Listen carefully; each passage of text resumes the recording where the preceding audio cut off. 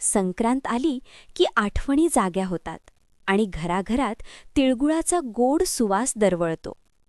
आकाशात पतंग उडतात, पण मन मात्र बालपणाकडे परत जातं. त्या निष्पाप हसण्यात, त्या मोकळ्या आनंदात. सुगीसाठी कृतज्ञता व्यक्त करत आई ओवाळते सुगडी. देवाकडे फक्त एकच मागणं, घरात नेहमी समाधान राहो.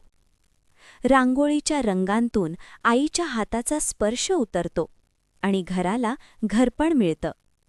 हळदी कुंकवाच्या निमित्ताने नाती पुन्हा जवळ येतात. मनातला दुरावा हळूच विरघळतो. तिळगुळ घ्या, गोड गोड बोला. फक्त शब्द नाहीत हे, तर आयुष्यभर जपायची शिकवण आहे.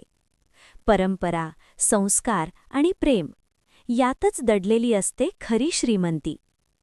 तिळासारखी घट्ट नाती आणि गुळासारखा गोडवा तुमच्या आयुष्यात कायम राहो. शुभ मकर संक्रांत.